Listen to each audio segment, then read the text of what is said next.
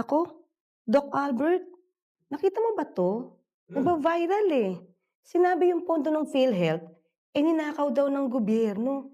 Eh, taga-PhilHealth ka, 'di ba? oo nga, Attorney Claire. Ako po yung nasa board of directors. Alam niyo, nakikita-kita rin namin. Paano ba namang maniniwala tayo diyan, hindi naman yun ang nakikita namin. So ano 'to? Anong ibig sabihin nito? Ano, nambubudol ba 'tong mga vloggers na 'to? In fairness, maganda yung kanyang, clickbait, pero Mhm. hindi yung laman ng sinasabi nila. Oh, Hindi totoo yan. Paano magkakaroon ng pagnanakaw kung ito naman po ay ginamit para pambayad sa serbisyo, sa health emergency hmm. allowance? Hindi po yun yun. Okey. Eh, pero papaano natin mapapaliwanag sa kanila? Okey, sige umpisahan natin Mm, dito. Doc Albert, ano ba yung ngayong sinasabi mm, na nadala daw sa National Treasury? hmm. Magkano 'to at bakit kailangan na kunin at dalhin sa National Treasury? Yes. Una sa lahat yung PhilHealth kasi nung, tumagal 'no, mga ilang taon na dun sa Mhm. mga nakalipas na administrasyon, para bang hindi niya nagastos lahat nung dapat binabayaran niya. So, naipon na naipon na hindi naman nawala, nasa loob ng bangko, kaso nandun lang po, pinapasok sa investment o 'di ba, Mm. pinapasok sa mga negosyo, ganyan. Eh, nagkaroon na nga ng direktiba dun sa batas natin, yung tinatawag na General Appropriations Act na kung may nakatagong pera diyan na hindi naman nagagamit, natutulog lang, Mm. ilabas natin mula sa bangko papunta sa tao. Mm. Do'n po 'yun nanggaling at, sa tulong po ng ating Department of Finance, tinignan yung mga balance sheet, yung mga Mm. sinasabi, yung accounting, ganyan. Tapos nung nakita, merong 89.9 billion, 'no, 'yun yung Hmm. 89.9 na hindi kasama do'n yung mga kontribusyon natin, kayo, Attorney Claire, Mm. tsaka ako 'no, yung hinuhulog natin hindi kasama. Ito yung subsidiya na galing Mm. sa gobyerno para sa mga tinatawag na indirect Mm. contributors. Mm. Yung mga mahihirap, yung mga matatanda, senior citizen na ang nagbabayad para sa kanilang insurance ay ang ating gobyerno. Mm. Hindi nagamit lahat nung binibigay noong Ah, 2023. teka lang. Hmm, Sabi mo dapat subsidiya 'to, yeah. 'di ba, do sa mga senior citizen na ano 'to, para maging miyembro sila? Opo, para Oo. sila ay maging miyembro at para 'pag sila ay nagkasakit ay, may magagamit sa ano, parang benepisyo para Mm. sa kanila. Eh, hindi ho kasi nagamit lahat nung Bakit? Ba't binigay. hindi nagamit? Halimbawa, Hmm, sabihin natin na 100 yes. katao muna ha, 100 katao, so lahat ito dapat may pondo na. Dapat po, lahat 'yan. Pero sa out of 100, ilang katao lang ito, ano lang 'to, sample lang 'to. Yes, Out yes. of 100 na dapat na maging miyembro, ilan lang yung naging miyembro? Lahat sila naging miyembro, Oo. pero hindi lahat sila nagamit yung benepisyo nila. Mhm. Sa 100 na yon, siguro baka ang nagkasakit lang ay, 10, sabihin na natin. Okey. Ta's dun sa 10 nagkasakit, hindi lahat sila alam nila kung, Mm. meron silang benepisyo. So, sabihin na natin na may 3 di nakakaalam, eh, di 7 Mm. lamang dun sa 10 nagkasakit ang may alam. So, Okey. ngayon ang, binayad sana na pangsagot sa 10 na Oo. nagkasakit, ang gumamit lang 7. So, may natirang sobra Oo. na para sa 3. So ano mangyayari dun sa 3 na hindi nagamit? Ayan ang malungkot. Dati, bago kay BBM, Oo. hahanap na lang sila ng pambayad, uutang ng, para dun sa 5-6 o kaya Mm. bebenta yung kalabaw o Okey. kaya maghahanap ng, ano, para mula sa politiko na pangbayad. Pero ngayon na binabago na natin, kino-correct natin, Mm. dapat sa PhilHealth manggagaling. Pero ngayon lang nagsimulang itaas yung mga benepisyo. After 10 years ba naman? Oo. Pero Doc, teka lang, Hmm, um, yung 3 na yun, na supposed to be magiging miyembro at kumbaga meron na yung pondo for these 3 people, opo. 'di ba? Bakit kaya anong dahilan para hindi nila malaman na sila yung miyembro ng PhilHealth? Marami sa kanila, Attorney Claire, nakatira sa malalayong, lugar 'no, hindi pa marating nung, yung iba wala pa talagang maski radyo, hindi sila Mm. nakakapakinig. O kaya baka yung isla na kanilang Hmm. tinitirahan ay, hindi pa konektado, walang, Mm. mga daan at ang hirap, itawid yung dagat para makarating, dun sa ospital. Yan yung Mm. mga puwedeng dahilan kung bakit maaaring hindi nila alam o kaya kahit alam nila ay hindi sila makapunta dun sa mga pagamutan kaya di nila magamit. Pero hindi ba puwede ma-consider kasi sa Hmm, ghost students nga nababalita ito, hmm, ghost employees. hmm. Hindi ba kaya pangalan lang sila?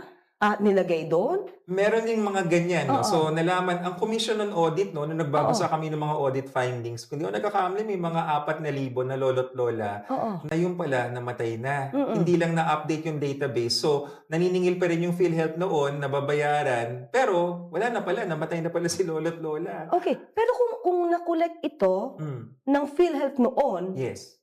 tapos wala naman nag-claim, saan mapupunta yung sobra? Sa bangko. Ayun, anong tawag doon? So tinatawag po nilang investment fund, no? Oo. Nung tumagal, ang tawag ng mga turo lang sa akin ng mga accountant, no? Sabi Mm. nila, yan yung tinatawag na accumulated revenue Okay. na ipon, nakita sa Tagalog. Oo. Ngayon, hindi naman pwedeng ibayad kasi wala kang pababayaran namatay na yung pasyente. Mm. So, napasok yun sa investment, naging negosyo. Mm. Tapos bumabalik, nagkakaroon ng interest, palaki ng palaki yung laman ng bangko ng PhilHealth. So, ibig sabihin, yung PhilHealth, Mm-mm. may income din siya. Yes. Maliban sa mga kontribusyon ng mga miyembro. Meron po. Ang tawag nila doon yung interest income. Mm. Dahil nga may mga investments silang nangyari na nung unang nakita ni Sec. Ted Herbosa, sabi nga ng Pangulo, hindi dapat pupunta yan sa bangko, dapat pupunta yan sa tao. Sa serbisyo para sa ating publiko. Hindi sa investment, hindi sa interest, hindi dapat doon yun. At nakita ito sa pamumuno ngayon Yes, ni Ted nakita yan. Herbosa, ni Secretary Ted Herbosa. Opo, nakita po yan at sabi nga ni Sec. Ted nung unang upo niya, no, mga bandang June 2023, no? So bagong talaga siya ni Pangulong Marcos Jr. Sabi niya, tapos kinonvene niya yung Board of Directors, magkano ba talaga yung pera ng PhilHealth? Kasi hindi tama na naiipon yan at hindi na ibabayad sa mga ospital, sa mga doktor, na sila yung nagbibigay ng serbisyo. Hindi dapat pang bangko, pang tao yan. So in other words, yung sinasabi natin na naipon, Accumulated revenue. ayun, yung mga accumulated revenue na to, bago kayo, at the time na kayo na yung nakaupo, may estimate ka ba kung magkano yung accumulated revenue na yun? Meron po, no, umabot yan ng mga bandang 498, 497 billion, Attorney Claire. So, bilyones yan. Tapos, nung nakita namin yung 498 na yun, sabi namin, yan ba lahat ay hindi nagagamit? Bayad na ba yung mga serbisyo? Bayad na po. So, in other words, kahit ni 498, Halos 500. Yes. halos 500 billion na accumulated revenue, yung mga utang ng PhilHealth na-settle na. Opo, yung tinatawag na current year expenditures. Maririnig nyo po, may mga usap-usapin na hindi pa lahat ng utang nababayaran. Pero actually, yung mga hindi pa nababayaran, kumbaga sa accounting, nalista na yon. Yung 498, neto na yon, naalis na yung mga babayaran pa lang. So matotal, parang bayad na yon. Hindi lang nakarating yung cheque, pero dun sa 498, naiawas na po yun. Yes. Okay. So, itong 498 or let's say 500 billion. 500. Mahina ako sa math. Oo. Kaya rin ako nag-abogado. Mahina ako sa mga figures, Kami rin po mga diba? doktor. Pero baka yung ibang doktor sabihin, hindi, marunong naman. Si Doc Albert ang nanihir. O, 500. Okay. So, sa 500 billion, magkano yung nadala sa National Treasury? Yung 500, ang nadala lang po sa National Treasury, yung tinatawag na 89.9. No? Yung 89.9 na yan, hindi yan kinuha basta-basta kung saan. Sabi ng Department of Finance, susunod tayo sa batas. Okay. At sinabi ng batas ay hindi pwedeng galawin yung reserba. Oo. Dahil yung reserba, baka mamaya magkaroon ng sakuna, no? Baka magkaroon ng pandemya, magkaroon ng gera, at doon dapat tayo kukuha. Yun yung 280 billion na sinasabi. So, okay. So, yung reserve funds, yes. 280 Yes. billion. Yes. So, hindi doon kinuha Ay, hindi. yung itong 60. 18, yes. Supposed to be 90. Supposed to be 90, pero sumunod tayo sa Korte Suprema. Sabi ng Korte Suprema, hanggang 60 muna kayo, yung 30 ay pag-uusapan muna natin kung tama o hindi. Susunod tayo sa ating mga huwes. No? So yung 60 na kinuha, ay hindi galing sa 280 yun. Galing yun dun sa may natirang tinatawag na fund balance. Okay. So, ang sabi ngayon, sabi mo sumunod tayo sa batas. Ano tong batas na sinasabi? So meron tayong dalawang batas na tinitingnan. Yung Universal Healthcare Act yung Republic Act 11223, yung sabi nila. Kabisado ko kasi yun yung Biblia namin sa DOH eh. So, RA 11223. Tapos, meron tayong tinatawag na General Appropriations Act, yung taunang budget. So, nung General Appropriations Act of 2024, meron doon nakalagay na special provision na sinabi sa DOF. Tingnan nyo nga kung ano yung mga reserba, hindi lang ng PhilHealth, ng lahat ng mga GOCC, yung mga government-owned and controlled corporations na isa na doon ng PhilHealth. At nung tinignan nila yung reserba, sabi, following the law, following the special provision of the General Appropriations Act, nung nakaraang 3 taon, 2023, 2022, 2021, kamusta naman yung paggastos ninyo? Doon nang galing yung DOF at sinabi nila, mukhang kada taon 140 lang ang kayang gastusin ng ng PhilHealth. Kada taon yan? Kada taon, 140. So times 2. Bakit times 2, Attorney Claire? Kasi doon sa Universal Healthcare Act, ang utos ng batas, ang reserba ng PhilHealth dapat times 2 nung kanyang program expenditures. Okay. Para siyempre, para may safety ba? Yes. Ang tawag dito, di ba? Yes. Kasi kung gagastusin yung 140 billion, dapat talaga may reserba. Dapat talaga may reserba kasi malay natin, baka wag naman sana magkaroon ng pandemya. Pero may kwento ako dyan na sabi nga namin, bakit nung panahon ng COVID-19 na pandemya, bakit umutang pa, meron naman palang reserba? Ha? Dapat dun sila kumuha Umutang talaga. Pero nagamit ba nila yung reserba o hindi na sila gumamit doon? Hindi rin. Umutang na lang talaga sila? Yes. Kumuha pa ang Department of Finance noon mula sa labas, nag-loan sila, ganyan. Naku, sayang naman yung interest noon. Ayun na nga. Yung pandemic pa yan, ha? Yes, yung pandemic po yan. So, nakadagdag to sa utang ng bansa natin? Opo, nakadagdag. Instead of kunin na sana lang, yung mga... Reserba. Yung reserba. Yes. Kasi di ba pag tayo po yung nag-iipon, sabi nga may alkansya, di ba? Yung alkansya, parang reserba yan. Kapag nagkaroon ng di natin inaasahan at kailangan mong kumuha ng panggastos, doon dapat kinukuha. Yan yung silbi ng reserba, pero hindi ko nakuhanan noon. Pero at that time, if ever kumuha, anong panahon ng pandemya, yes, sa reserba, hindi ba mababankrupt ang... Ay, hindi po. Ang Pilipinas noon? Hindi talaga. Kahit ganun katindi yung impact ng COVID-19 sa atin? Yes, actually, dahil ng COVID-19, karamihan ng mga pasyente na dating pumupunta sa ospital, syempre natakot tayong mahawa. So, halos lahat ng mga kaso sa ospital, puro COVID-19 lang. Yung mga naaatake sa puso, yung mga elective operations, yung mga hindi namang emergency, hindi mo na sila nagpa-opera, no? Hindi mo na sila pumunta. Kaya yung tinatawag na claims o yung bayad ng PhilHealth, medyo bumaba ng bahagya. So, dun sa tanong na, kung ginamit nyo yung reserba, baka mabankrupt, hindi pa rin po. Kaya pa rin siya. Ganun ba? Dok, sabi mo, wala naman kayong bina-violate na batas. Ay, wala talaga, attorney. Binanggit mo yung fund balance. Ano ba itong fund balance na ito? Para maintindihan. Kasi alam mo, Dok, syempre hindi ako nagtatrabaho sa PhilHealth. Hindi ko alam kung paano ba ginagamit yung pondo. Yes. So, syempre, pag may nadinig kami sa ibang mga vlogger, sa mga ibang ekonomista, syempre, yun agad ang maaari namin paniwalaan. So, paano ba ito? Explain to us, bakit hindi nag-violate ang PhilHealth at pati na yung Department of Finance ng batas? Syempre, yung fund balance, yung salitang yun, nanggaling yun dun sa special provision ng ating General Appropriations Act. So, tignan natin, basahin natin.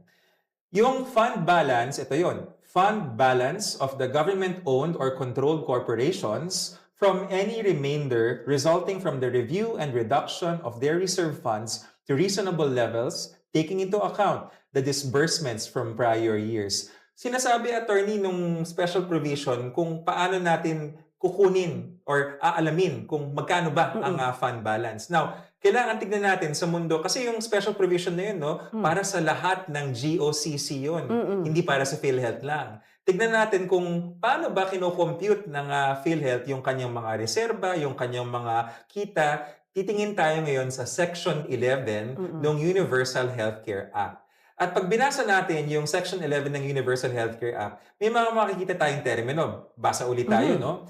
So, una sa lahat, sabi sa Section 11, PhilHealth shall set aside a portion of its accumulated revenues. Dito, attorney, medyo titigil-tigil ako kasi medyo mahaba siya, no? So, ano ba yung accumulated revenues na yun? Yung accumulated revenues, lahat nung kita ng korporasyon, kasi korporasyon yung PhilHealth na kahit mga nakaraang taon, iniipon niya lahat yan. Kapag di siya nakagastos, sasabihin niya, bayad ko na lahat ng mga ng mga claim sa akin. Nabayaran ko na kahit sabihin natin mababa. Noon kasi mababa, ngayon lang tumataas Bayad na niya yun, itatago na ngayon yun, yung accumulated revenues. O tuloy tayo. Not needed to meet the cost of the current year's expenditures. Ayun pala yung ibig ko sabihin. Pag sinabing current year's expenditures, yan yung mga siningil ng ospital sa PhilHealth kasi kailangan bayaran yung mga serbisyo. O, di na bayaran na nyo yun, magiging accumulated revenues Yung yun. mga natira. Yung mga natira, yan. So, provided, sabi ng batas, provided that the total amount of reserves shall not exceed a ceiling equivalent. Naku, Dok, ang lalalim naman ito. Ano naman yung ceiling equivalent? Ayan, ceiling equivalent, bubong. Huwag kang lalampas sa bubong, no? Pero ang sabi ng batas natin, yung ceiling equivalent, hindi dapat lumampas. Basahin natin yung batas. Ceiling equivalent to the amount actuarially estimated for 2 years program expenditures. Ito na, attorney, magkakaroon na ng balitaktakan. Doon kasi sa financial statements, no? Noong 2023, yung mga kasulatan na binigay sa Commission ng Audit, sinabi nung actually doon sa one of the notes, no, yung mga notes, 560 billion daw ang estimate niya sa 2 years program expenditure. All in all yun. All in all yun for 2 years. Pero sabi nga namin, yan naman po ay estimate. Ang totoo, ano sa totoo? Ano yung may resibo? Sabi nga nila. So, pag tinignan natin yung mga financial statement ng mga nakaraang taon from 2021, 2022, and 2023, actually, umabot pa sila ng 2019 kung di ako nagkakamali. Parang 5 years yung tinignan nila. Ang nagagastos, average. Ang nagagastos ng ating korporasyon ng PhilHealth, nasa 140 billion lang. So, times per 2 year. siya, kasi Times 2 years. Times 2, tama. 280. Yun ang dapat reserve. Ngayon, attorney, tinatanong kami lagi, bakit kayo tumingin dun sa nakaraang taon? Ang actually, mas magaling yan, sabi nila. Di umano ay nag-estimate yan. Babalik tayo sa special provision.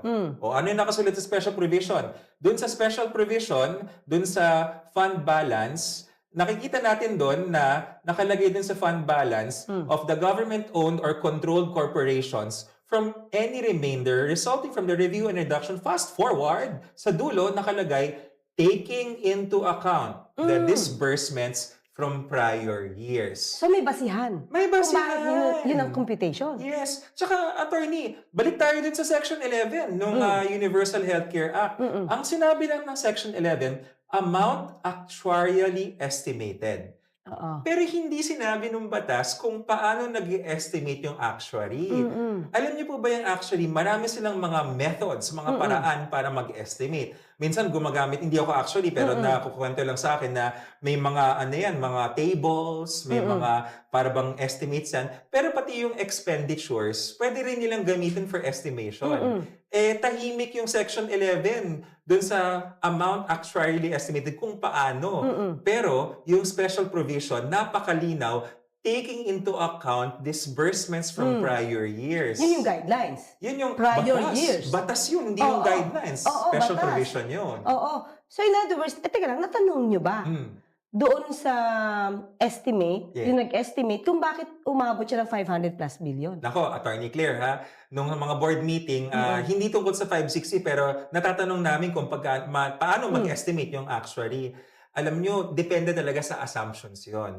Yung assumptions nila, sasabihin nila, kasi titignan natin yung life expectancy. Gano'ng katagal mabubuhay ang mga Pilipino. Titignan natin, ano ba yung mga sakit na inaasahan natin mangyari. At doon niya nakuha yung 560 niya. Pero masyado malayo sa 280 or 280 billion. Malayo. Yes. By the way, meron pang isang numero. Papasok pa na sa kwentuhan natin. Kasi parang nagkakalituhan, may nabanggit sila na tumataginting na 1.15 trillion. Sana ganun kalaki yung pera ko, pero hindi yung trillion, yun yung tinatawag nila ng insurance contract liabilities. Ay, teka lang. Bagong word na naman yan. Ano yung insurance contract liability? Bago ka sagutin, attorney, ito yung dahilan kung ba't yung mga vlogger dapat hindi basta-basta pinapakinggan. Kasi parang mga gamot yan eh. Pag pinag-usapan yung mga generic name, makinig ko tayo sa doktor. Pag pinag-usapan yung mga technical terms, makinig tayo dun sa nagpapaliwanag ng technical terms. Okay. Hindi lang sa vlogger. Hindi lang sa vlogger. Sige. Pwede nilang kung ang vlogger si Attorney Claire. Hindi ko rin alam yan. Okay. So, yung insurance contract liabilities, yung ICL na sinasabi, hindi pa ito mga resibo. Ito ay estima lang. Sabihin ko na hula. Kasi intelligent guess naman, hula na pag nangyari na lahat ng tao ay nagkasakit ng sabay-sabay. Pati ang babae ay nagkaroon ng sakit sa prostata, ang lalaki ay nanganak. Hindi kasi bakit? Ang formula dyan, yung magkano ang gastusin kung babayaran ng PhilHealth lahat, Lahat ng miyembro. lahat ng miyembro, ilan ng tao sa buong Pilipinas, at lahat sila ay magkakasakit ng sabay-sabay. Oh, Ganon. kaya lumaki. Kaya lumaki ng 1.15 trillion. Actually, pag tinanong mo yung actuary, dalawang salita. Oo. Actually. Anyway, pag tinanong mo yung actuary, sasabihin niya sa'yo, naka-spread out po yan, hindi yan para sa isang taon lang. Mga ano yan for the next, until mamatay, yung pala sasagutin nila. Sinagot kasi, ba't alam ko, kinakausap namin siya. Ganun ba dapat?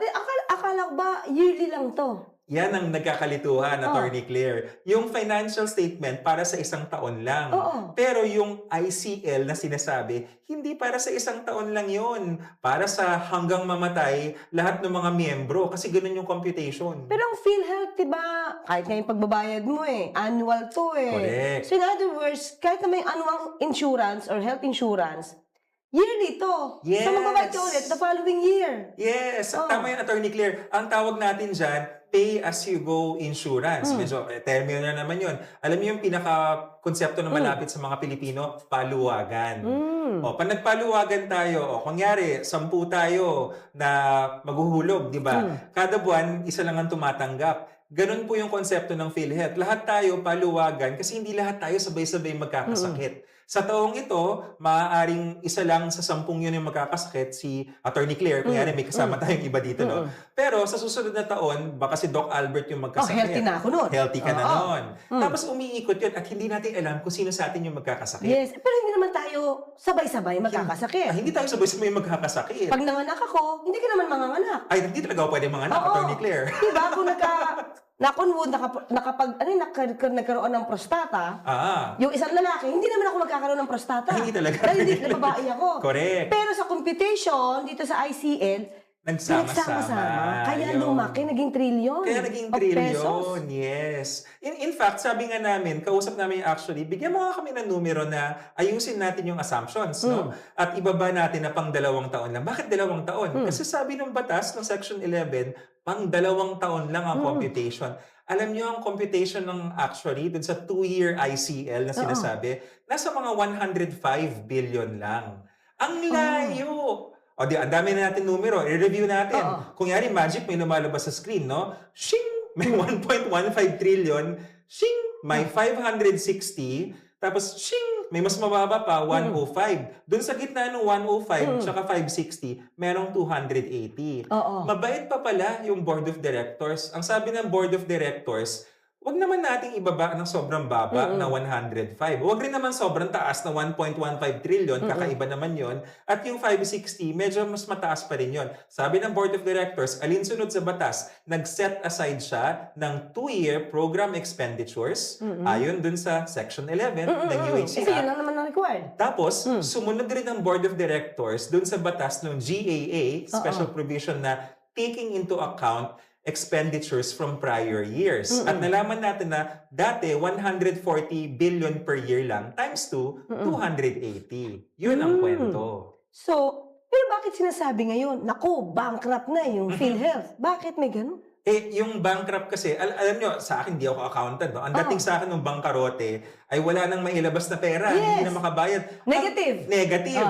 Hanggang ngayon po, nagbabayad ng PhilHealth at ang dami pa nung cash na naiwan dun sa accumulated revenue sa sinasabi. So, kasi nga, ang nilabas lang ay, as of now, ay 60 billion. Yes. At yung accumulated na revenue is 492 or 498. Halos 500. So, imposible yung masabing bangkarote ang PhilHealth. Kasi pati yung 280 na reserba, ay sumusunod ho kami sa batas, hindi talaga siya gagalawin unless may problema nga yung mga gera or something. At pwede mo lang siyang gamitan para sa benepisyo. Hindi doon kinuha yung 60. Kinuha yung 60 dun sa fund balance, hindi sa reserba. At kahit kunin mo yung 60, kahit ipatuloy mo yung 30 na nakapigil sa ngayon, ay naku, meron pa rin maiiwan na balance. Malaki pa rin. Nasa mga 121 billion.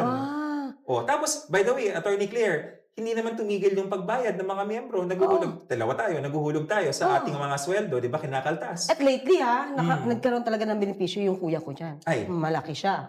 you're Oo, kaya welcome. thank you sa PhilHealth. But Yes. anyway, kasi ganito, ang sasabi kasi nila, dapat hindi kinuha yung 60 billion. Hmm. Kasi dapat daw lahat yan ay para sa programa ng Ah. PhilHealth. Ano ba yung sinasabi ng batas dito? Oh, yung sinasabi ng batas diyan, 'pag bumalik tayo sa Section 11, Mm. do'n lamang sa Section 11 na bahagi nung, hindi mo puwedeng gamitin yung sinasabing any unused portion of the reserve fund that is not needed to meet the current expenditure obligations or support the above-mentioned programs shall be placed in investments to earn an average annual income. Yan yung ini-invest, no? Pero babalik tayo dun sa mas mataas na paragraph. Sabi ng Section 11, whenever actual reserves exceed the required ceiling at the end of the fiscal year, the excess of the PhilHealth Reserve Fund shall be used to increase the program's benefits and to decrease the amount of members' contributions.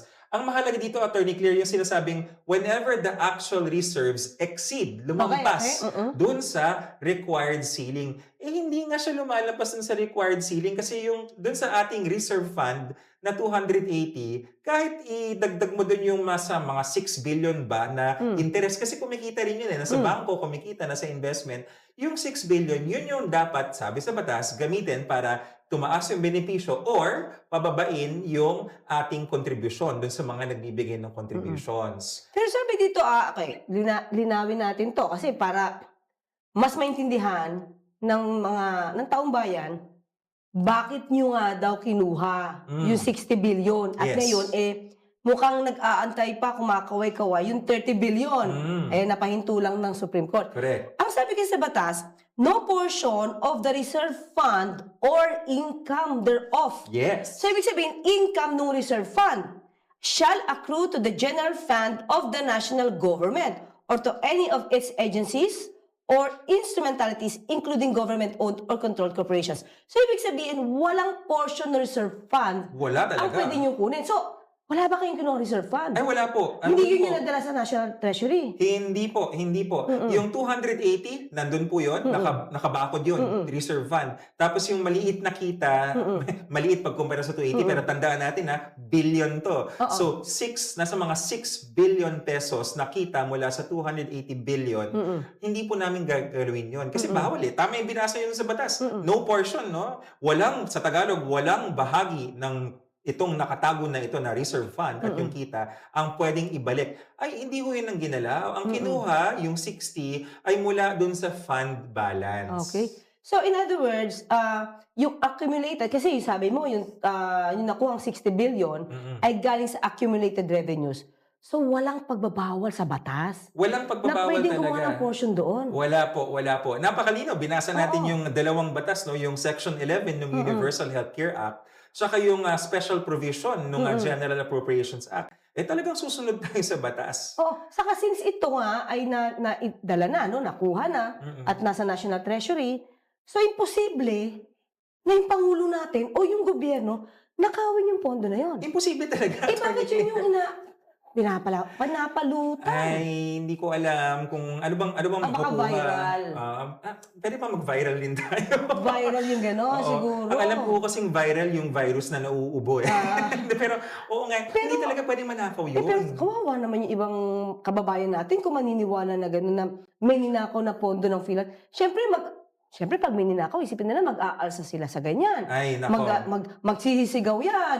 Makibaka. Ay. Dahil, di ba? Kasi isipin talaga nila, ninanakaw pala yung pondo ng PhilHealth. Hindi naman pala. Hindi ninakaw kasi nandyan yung pera na sa loob ng ating treasury at maganda pa doon, ginamit para sa mga programa ng gobyerno. Una sa lahat, binayaran yung 27 billion na health emergency allowance na hindi nababayaran nung mga nakaraang panahon. Wait.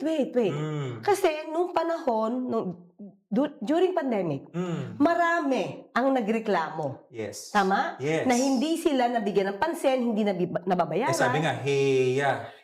Gumagano'n sila. Naririnig namin yun. Heya.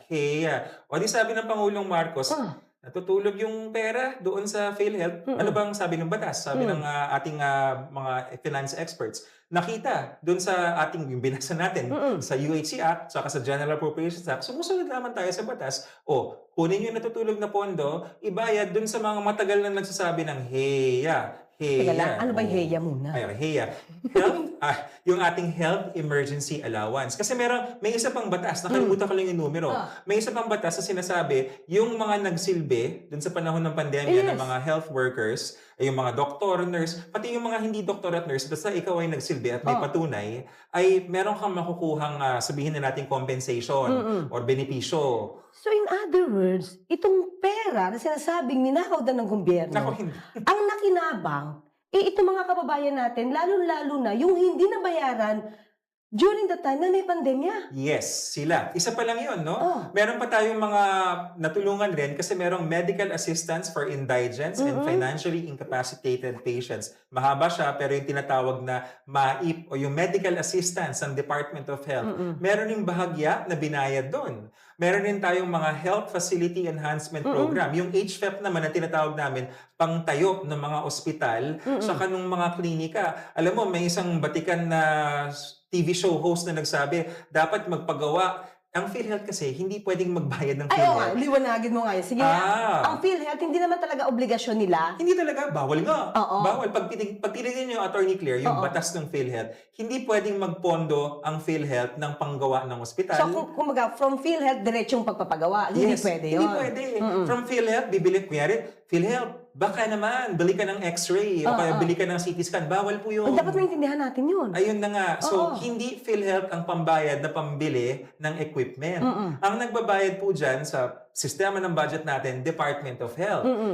So, yung kinuha na 60 billion na natutulog, bahagya nun ay pinambayad para sa Health Facility Enhancement Program na kasama ang infrastruktura ng mga ospital at yung mga equipment na kailangan, na sinasabing ang dapat magkaroon. Napakinabangan siya dahil hindi naman diretso from PhilHealth, no? Funds yung pagpapagawa dahil nadala na nga sa National Treasury Correct. at naggamit ito at napakinabangan Correct. para din sa mapaganda. Para rin sa kalusugan. Oo, para sa kalusugan. Actually, siguro pag-usapan natin, kung yari nagbabudget sa bahay, hindi ko ba? Minsan ang ginagawa ng mga may bahay ay meron silang mga envelope.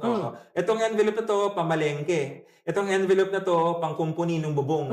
Itong envelope na to ay pambayad sa tuition ng ating mga anak. Tapos maglalagay ka ng pera doon. Syempre ito, mga nanay, mga tatay na naglilipat-lipat ng pera, hindi ka pwedeng humugot ng pera na pangkain doon sa pangkumpuni ng bubong. Hindi ka pwedeng humugot dun sa pang-tuition ni Junior or ni Nene mula dun sa pamalengke ng isda. So, ang ginawa nung padre de pamilya or nung nanay na nagbabudget, sabi niya, teka muna, natutulog yung nakapamalengke na ako. Punong-puno na yung refrigerator. No? May sobra. May sobra. Sabi niya, ililipat ko mula dun sa sobre na yan at pupunta dun sa pangkumpuni ng bubong kasi tumutulo na yung bubong eh. Ganon yung nangyari dito. At yung walang nakawan na nangyari kasi obvious na. Pag sinabi may magnanakaw, merong pumasok sa bahay mo at kinuha yung laman ng mga sobre. Wala po. Ang naglilipat ng sobre is yung padre de pamilya o yung madre de pamilya. Para mapakinabangan. Para mapakinabangan kasi Pera. natutulog eh. Yes. Yun ang nangyari. Oo. So in other words, naliwanagan kami na walang hindi bankrupt ang PhilHealth at nangyari lang na may negative doon sa mga figures dahil sa ICL? Yes. Yung ICL, siguro parang ganito yan. Nanaginip ngayon, balik tayo dun sa ating kwentuhan na nasa bahay tapos may mga sobre. Sabi ng mag-asawa, ay gusto kong, baka susunod kailangan may kotse na tayo, kailangan may ganito tayong pangarap, gusto kong magnegosyo. At pag kinompute mo yun, ay aabot sa mga 5 million pesos. Samantalang, gagastusin. Samantalang yung budget ng pamilya, nasa mga hindi lumalampas ng 50,000 pesos lang. Ang laki nung pinagkaiba, di ba? Yung 5 million na yun, yun yung tingin kong dapat kong marating. At ako'y mag-iipon hanggang marating ko yun. Estimated lang yun na ito yung maaari kong magastos pag kinuha ko to. Yes, kasi pwede magbago yun eh. Pero, may pera. Si nanay at tatay ay may pera. Sa panggastos nila pang araw-araw. Sa panggastos nila pang araw-araw. At nakakagastos sila. Napapakain nilang pamilya. Napapadala sa eskwelahan ng mga anak. Napaayos yung bubong. Ganun yung PhilHealth ngayon. Yung sinasabing negative na, hala, ang laki, at Estimate kulang-kulang. lang siya. Estimate lang po yun. Sa papel lang po yun. Kwentahan lang. Ayon sa ICL yun? Ayon sa Oo, ICL. ayan. Yun ang kwento. Okay, naku. Sana nga maliwanagan. Ako naliwanagan ako. Ay, Sabi ko, salamat po. before talaga, mahirap. Too technical kasi ito para pag-usapan. Sana itong pagpapaliwanag mo, Doc Albert, ay Opo. mas maintindihan talaga ng taong bayan ito. Okay? Yes, So, attorney. naku, salamat Ako talaga, sana ito pag napanood sana ng ibang mga kababayan natin to. Yung mga nag-clickbait na Ay, thumbnail, nako. diba? Baka maka-clout, diba? Oo. Magkaroon na ng clout. Oo. Doon ho tayo sa tamang impormasyon. Doon ho tayo sa mga nakabantay para magamit ng ating taong bayan ang kanilang mga benepisyong pangkalusugan. Ay, naku, thank you talaga, Doc Albert. Let's You're sit welcome. and talk a while. Ay, sip talaga. Thank you Sige po. talaga.